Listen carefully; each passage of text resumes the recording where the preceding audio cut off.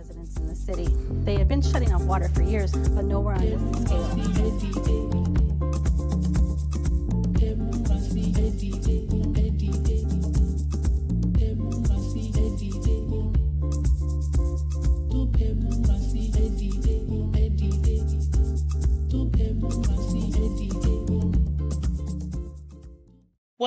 Welcome, beloved community. We are back again with yet another installment of the People's Water Board Coalition's Water Wednesday webcast. As always, I am here with my beloved co-host, Valerie Jean. Hi, everyone. And we can't forget our behind-the-scenes tech person, Miss Angelica. She brings us consistent, great content week after week. She always has us looking marvelous, and we don't know what we would do without her. We sure don't. Today, we are just going to give you a little bit of an update on a hot topic that's been on our agenda that we're working on, which is connecting water issues from southeastern Michigan to people in northern Michigan. Right. Particularly, we've been working with Bay City, and we've been collaborating to do this with Saginaw CAP and Jeffrey Bulls, which stands for Community Alliance for the People. Community Alliance for the People. Put a pin in that. I don't know why I keep getting stuck there. Community Alliance for the People. And today, we're just going to tell you a little bit about what happened at our meeting that we had in Bay City, which, by the way, is such a beautiful community, not just physically, but the people there as well. We're very warm and welcoming to us. So it's a short show. We're going to jump right into it. Let's go, Valerie Jean. Thanks, Nicole. We've been working for months to connect every Michigander to what's been happening with water affordability throughout Michigan, right? We've wanted to hear their stories. So we connected with the folks in Bay City. We're going to be going to places like, by we, I mean, not just Nicole and me, but the People's Water Board Coalition. Exactly. We're all working together to go to meet people where they are and hear their water affordability struggles. So we met in Bay City last week, and we're meeting in Jackson next week. And in the following month, we're going to be meeting in Grand Rapids. So there's lots going on. And we wanted to talk to you about what happened in Bay City and the things that we learned. It's one of those things that wherever you go, people are talking about how unaffordable their water is. And it was no different in Bay City, was it, Nicole? We had a lot of people show up, and we learned a lot, didn't we? We definitely learned a lot.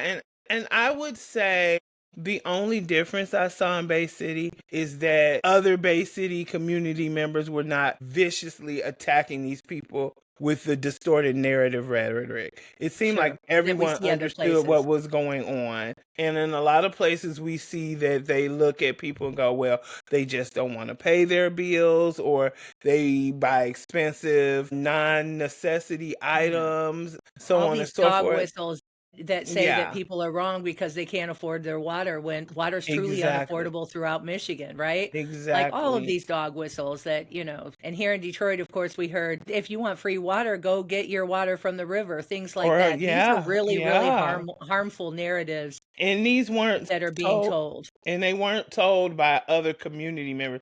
They were said by some of our city legislators. Yeah. I mean, you have to sell that narrative for people to believe it. And it was sold in Detroit for a very, very long time. And it's it's the same throughout Michigan, that these harmful narratives really hurt people, and they put people in crisis, and it makes other people kind of look past it like, oh, they're not being responsible, when the fact is a lot of people can't afford their water. And if we get right into it, the people who came to the meeting, thank goodness for them, they really talked about a lot, right? They talked about not having any resources when they do get their water shut off because they couldn't afford it. There was nowhere for them to turn. An elderly woman was there, and she said, when we're struggling and we can't pay our bill and we end up with our water shut off, there's nowhere we can go, no community agency, nowhere for us to go and get resources. And that's really problematic. And as I recall, I believe she said she was 72. And, I've traveled a little bit in and out of the country. And what I've noticed is that, and it saddens me to say this, that in the United States, we treat our elderly, our disabled, and our vulnerable communities worse than any other area that I've seen. It's like they're just disposable trash, and that is untrue. These are valuable members of our community. It's unacceptable. It's unacceptable. And they need to be treated valuable. You know, I feel like, especially if you're a senior, you've worked all your life, poured into the community, you should have some reverence that's giving back to you in the community. And one of the easiest ways is to make things affordable. Water definitely has to be affordable. A lot of seniors tend to be on a plethora of medications. Everybody needs water. Nobody should have their water shut off. Everyone needs water. Everyone needs water. Yeah, and we heard from people who said, where we used to get notices on our door that says they get no notice at all. They weren't getting any notices, which is really, really wrong. And I was so shocked to hear that. Because doing my research on Bay City, one of the things that I thought sounded really nice, if you could say that on behalf of the utility, is that they give you a 10-day notice on your door that you're delinquent. Then they say the day before they actually have to contact you in person or by phone. But I'm pretty sure if they're not putting the notices on the door, they're not following the other protocol. They're not following the other protocol either, which means that somebody may have their water disconnected with absolutely no notice. That's right. That's right. And then the real thing, and Bay City's kind of like Jackson, Michigan, and like Detroit. A lot of people rent, right? And their water is in their rent. It's included in their rent, which you would think is great. But when the water bill raises, right? When they get water hikes, they literally raise their rent. So for people who are already struggling, or God forbid on a fixed income, it leaves them completely in crisis, completely in, without, they're struggling, scrambling, trying to figure it out, because nobody can sit without water. Everybody needs it. And the thing about that is that I heard a young lady at the meeting saying, I don't know if you caught this, that she was saying that even if like her water bill went up $50, that may not be the amount that the landlord they're going to ask for increase the rent. They're going to ask for more. And there's no recourse for the renter to say, you're overcharging me, or this is illegal, because it's legal because of the landlord-tenant agreement. Yeah, they can do it. A few Water Wednesdays ago, and people can go with our go back and look, and maybe we'll put it in the description box down below. But our friend Dell talked about her crisis that she went through when because her water's included in. She lives in Jackson, Michigan. Her water's included into her rent, and it literally it shot up her rent like $200, and that she was left scrambling trying to figure out how she was going to pay her rent, because she said she was going to be immediately evicted. Immediately, there was no. They don't even have the room. Right. They don't even have the protocol of the 30-day notice, going to court, or any of that you normally see with evictions. It's just like, oh, you didn't pay this increase, get out. Yeah. And that's, then you're talking about not just a water crisis, but a housing crisis, right? Exactly. And then we heard other people in Bay City, so apparently their water bill is hooked up with their trash bill. It's they come together, right? So then in Bay City, it's not just a housing crisis, a water crisis, but then it becomes a health crisis too, which is already they don't pick up the trash if you don't pay your water bill. They don't pick up the trash. It's just like this, like all the way around, horrible. And there's no solution or resources for these people. What was frightening is when I was doing research on these northern Michigan cities and townships and communities, a lot of them not only had water and trash connected together, but also heating or electric sources were all under the public works area. Yeah, so imagine if you can't afford it, and your water, your electricity, and your trash is no longer being serviced. Yeah. You're And just sitting, your housing your rent goes and up. your housing is gone. No, And then even this if is a you're serious crisis for yes, Bay even City if you're a folks. homeowner, as Sylvia mentioned during the meeting, they can roll the water bill over onto your property tax. Right. If it's 3 years without being taken care of, then it's a lien against. They can just put your house up for auction. Yeah. Yeah. No, everything's connected, and this is a serious crisis. We also heard from an elderly woman that was there that she pays attention to the time because the rates are different at different times during the day. It's like the So old that she phone would wait bill. till the middle. Yes. Well, I mean, it's like DTE here in Detroit, right? DTE Yes. here in Detroit. Yes. Different times during the day, it costs more to use it. During the, through And the you know day, what's people are sad waiting about till late that? at night to, use their whatever. That even connects to the water because I met an elderly lady that says her water bill has went up because of the DTE increase because now she washes her clothes out on her hand. Yeah. Yeah, no, this is, I mean, that's the serious situation of it all. Yeah. But, if you're waiting, you're an elderly person or person, who really sleeps at night. They don't stay up late. That's when they sleep. Mm-hmm. If they have to stay up later, that's, you have to rearrange your whole life so that so that your water bill doesn't increase. And that's, that's all the way around really, really wrong. And that's what we heard from the folks in Bay City. Yeah, I recall her saying that she gets up really, really, really early in the morning when a lot of people are not utilizing water to try to wash her clothes. And she was like, well, if you got to go to work, then you got to hurry up, wash your clothes, wash your dishes, try to take a shower and get ready. You may not have time to do anything else, like get breakfast. Yeah, it really affects people's life when the water rates are different throughout the day. And that's, it's just totally unfair. And we're seeing that across the board in communities throughout Michigan. And that's why we're meeting with people throughout Michigan. It seems like it's a way to get money. Yeah. Next week on the 29th of October, we're going to be meeting in Jackson, that Art 3 building, to have a community meeting in Jackson to talk about, because they just went through a huge water crisis and water hike in their bills. Mm-hmm. And you heard that we're going to connect Dell's interview for Water Wednesday interview in the description box down below so you can hear her story. But it's really bad there. So people are really happy that we're coming, that we're talking about it, and that we're talking about real solutions that are going to help people. So we're inviting everybody in the Jackson County area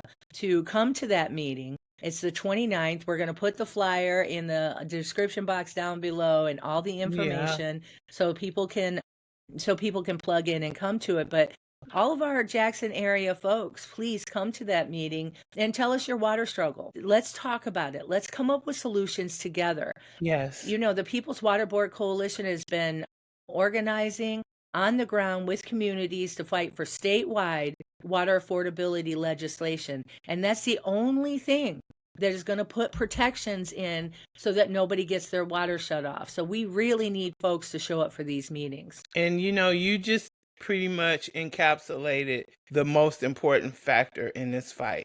We have to tell our stories, whether they are embarrassing, whether they make us feel,